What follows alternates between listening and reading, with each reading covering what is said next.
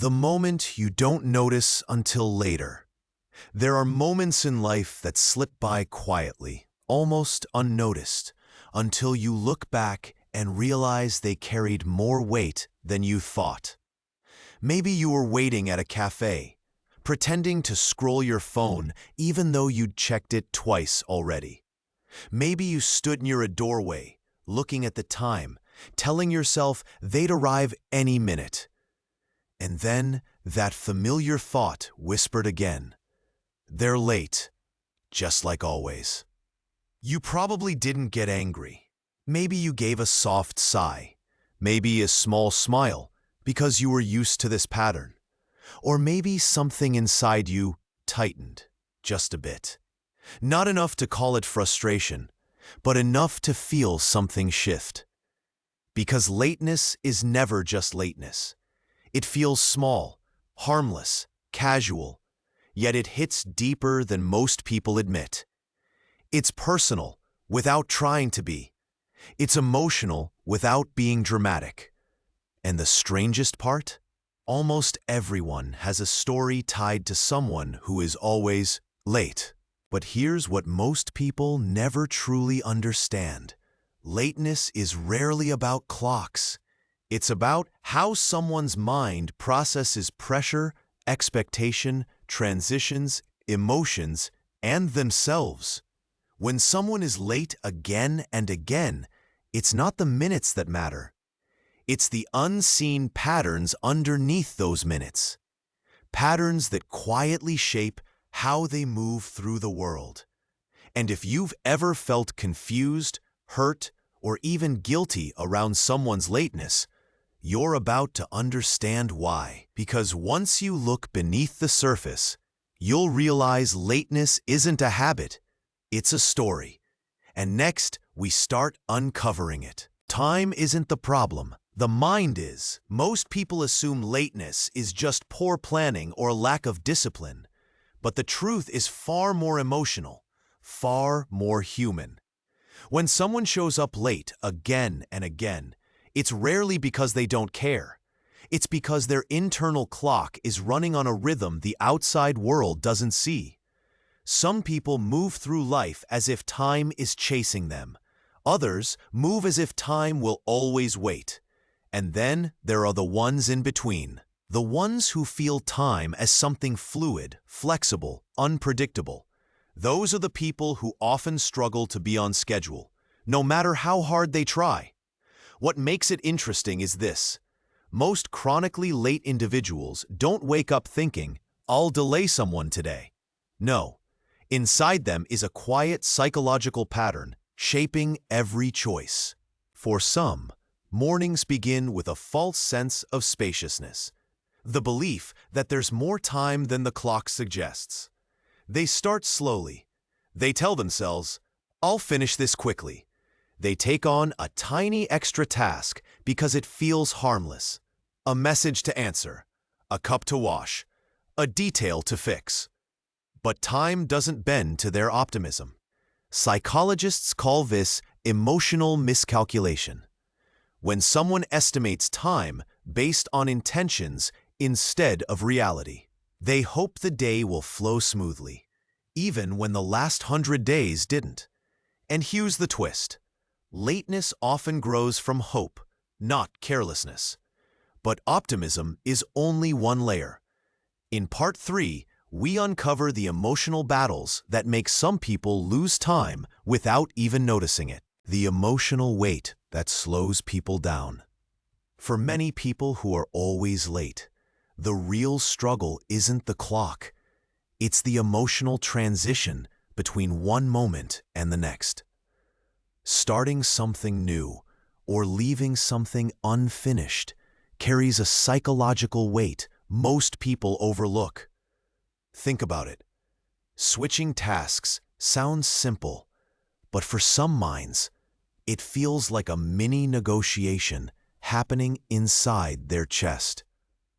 When they're doing something enjoyable, it's hard to pull away. When they're doing something stressful, it's hard to begin the next thing. Either way, The shift feels heavier than it should. What others see as just get up and go, these individuals feel as a slow emotional drag, a moment requiring a breath, a pause, a few extra seconds to gather themselves. But those few seconds gradually turn into minutes, and those minutes turn into lateness. For these people, every transition, getting out of bed, leaving the house, stopping a conversation, ending a task, feels like a small internal hurdle. Not dramatic, just constant. And constant resistance creates constant delays. So when they say, "I didn't mean to be late," they're telling the truth. They weren't avoiding the person. They were avoiding the feeling required to shift from one moment to the next. To the outside world, it looks careless, but on the inside, it feels like emotional friction, the kind that wears you down slowly. But emotional friction is only part of the story. In Part 4, we dig into the hidden fears and internal beliefs that quietly stretch time without permission. When lateness becomes an emotional shield, some people think lateness comes from disrespect, but in many cases, it comes from something far more vulnerable: fear. Not loud fear, not dramatic fear, but a quiet, subtle fear that hides underneath everyday moments. For some individuals, arriving somewhere on time means stepping into uncertainty. What if I'm judged? What if I don't fit in? What if the conversation feels heavy? What if I'm not ready? And the mind, trying to protect them, stretches time without them realizing it. Not to rebel, not to be rude, but to create a soft emotional buffer before they enter a situation that feels unpredictable. Others delay because perfectionism slows them down. They want to leave the house looking just right. They want to finish one last detail. They want to feel fully prepared. But in trying to be perfect, they lose the minutes that mattered. Some people, on the other hand, live deeply inside their thoughts. Their imagination is so vivid that minutes fade without a sound. They don't ignore time.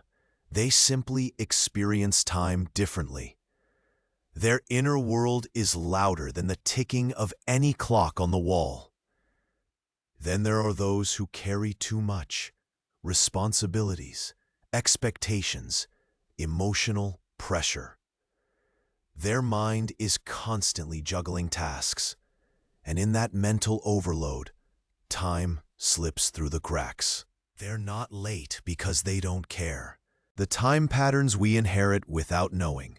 A person's relationship with time doesn't begin in adulthood. It usually begins at home, long before they ever learn to read a clock.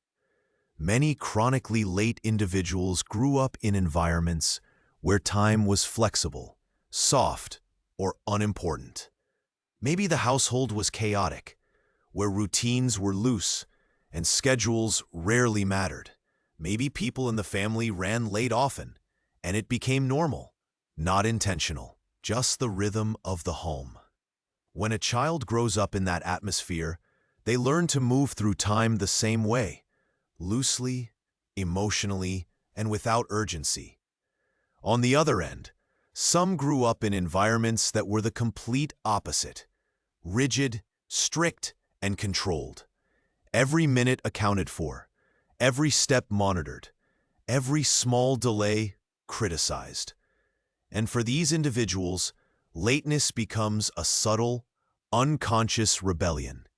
Not loud, not deliberate, but a quiet reclaiming of freedom. A soft way of saying, "I decide my pack." Others develop late habits because of self-worth issues formed early in life. They underestimate how long something will take because, deep down, they underestimate themselves. They rush tasks because they fear disappointing others. They try to do everything perfectly, and that perfectionism becomes the very reason they lose time. So it's not just about clocks or schedules. It's about history. It's about emotional inheritance. It's about the rhythm someone learned while growing up. But childhood is only one layer. Now, we discover how micro-optimism tricks the mind into believing there's always more time than there actually is. The trap of micro-optimism. There's a subtle pattern that almost every chronically late person shares, a mental habit so small it often goes unnoticed. Psychologists sometimes call it micro-optimism, the belief that things will take less time than they actually do. It sounds harmless. I can finish this quickly. Traffic won't be bad today. I'll get ready in 5 minutes. This one last task won't delay me. But these tiny optimistic thoughts stack up and quietly rewrite the person's perception of time. Micro-optimism creates a soft illusion. Today will go smoothly. Today will be different. Today I'll finally be on time. And even after a long pattern of running late, the mind still chooses hope over realism. Not because the person is irresponsible, but because hope feels easier than facing the emotional truth. I need more time than I think I do. This cycle becomes predictable. Hope, underestimation, rushing, regret, promise to do better, repeat. And behind every apology, every breathless entrance, every "sorry, I'm late again," there's a quiet self-criticism, a feeling of guilt, a sense of falling behind, a belief that they're disappointing others, even though their intention is never to hurt anyone. Micro-optimism keeps them trying, but also keeps them trapped. But optimism alone doesn't explain everything. In Part 7, we uncover the emotional burdens hidden behind the eyes of someone who always arrives late. Burdens even they may not recognize. The hidden weight behind every late arrival. If you've ever watched someone who's always late walk into a room, you might notice something subtle in their expression. A mix of guilt, embarrassment, and exhaustion. They're not strolling in casually. They're rushing, apologizing, over-explaining, promising they'll do better next time. And here's the truth. Most chronically late people are not relaxed about being late. It stresses them more than it stresses the people waiting. Inside them, there's a constant, emotional tug of war. They don't want to disappoint anyone. They don't want to seem careless. They don't want to be misunderstood. But their internal patterns keep pulling them into the same cycle again and again. What many people don't see is that these individuals often carry more emotional weight than most. Their lateness is not about disrespect. It's about internal overload. They're juggling too many responsibilities, too many expectations, too many thoughts competing for their attention. And when a person is emotionally overloaded, time becomes blurry. Minutes disappear faster. Tasks feel heavier. Decisions take longer. The mind slows down while the clock keeps moving. Ironically, many late individuals are deeply reliable in emotional ways. They show up for people when it matters. They listen deeply. They care intensely. Their lateness reflects their inner rhythm, not their commitment. But there's another layer, still hidden. A layer tied to discomfort, survival mode, and the brain's struggle to track time under pressure. Next, we explore how stress reshapes a person's sense of minutes and moments. When stress distorts the sense of time, stress doesn't just affect emotions, it reshapes how a person experiences time. For someone who's always late, the issue often isn't poor math or bad planning. It's the way their brain processes moments when pressure builds. When the mind is overloaded, time stops feeling like a sequence of minutes. It becomes a blur. A stretched moment here, a vanished minute there, a sudden rush of urgency when it's already too late. For some people, the day feels like survival mode. They're juggling responsibilities, worries, tasks, and expectations all at once. And when the mind is busy trying to manage emotional chaos, it has less energy available to track the passing of time accurately. The clock keeps moving, but their awareness lags behind. This isn't avoidance, it's overwhelm. A stressed brain doesn't operate in straight lines. It operates in waves, moments of intensity, moments of numbness, moments of escape. And people who live in waves often struggle with schedules built for straight lines. There's also another subtle layer: fear. Not the dramatic kind, but the soft fear of entering a situation unprepared, uncomfortable, or seen too clearly. Lateness becomes a quiet delay, a protective pause before they step into something emotionally uncertain. Yet, despite all this, late individuals often possess something beautiful: depth, creativity, empathy, a tendency to immerse themselves fully into whatever they're doing. Time slips for them not because they don't care, but because they care deeply, sometimes too deeply. But caring deeply has consequences. Now we uncover how guilt, self-criticism, and the pressure to do better quietly shape the cycle of chronic lateness. The quiet guilt that follows them everywhere. One thing people rarely notice is that chronically late individuals carry guilt long after a moment has passed. They replay their delays in their mind. Why can't I just be on time? Why do I keep doing this? They probably think I don't care, but the truth is, they care too much. Every late arrival comes with a quiet storm of self-criticism. The person may smile, apologize, or joke about it, but inside, they feel the weight of letting someone down. They feel the gap between who they want to be and the behavior they keep repeating. This inner conflict can be exhausting. They rush through their day feeling like they're always catching up, not just with time, but with expectations, responsibilities, and the version of themselves they wish they could consistently maintain. And here's the irony. Many of these individuals are incredibly dependable in deeper ways. They show up emotionally. They listen when someone needs support. They remember important details others might forget. They care in ways the clock can't measure.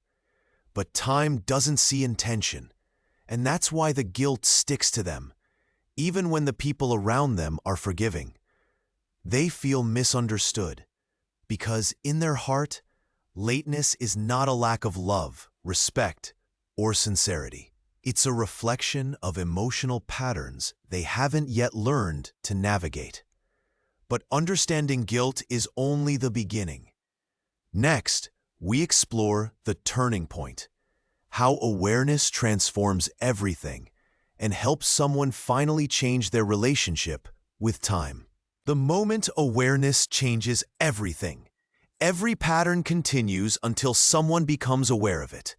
And for a person who has been late their entire life, there comes a moment, often small, quiet, and unexpected, when they finally see the truth behind their own behavior. Not the excuses, not the guilt, not the frustration, but the real reasons. They notice how they underestimate time because they overestimate their future self. They see how transitions drain them more than others. They realize how stress, perfectionism, and emotional overload distort their sense of minutes. And they finally understand that their lateness was never about disrespect. It was about emotional friction they didn't know how to name. This awareness doesn't magically fix everything, but it creates something far more powerful: compassion for themselves.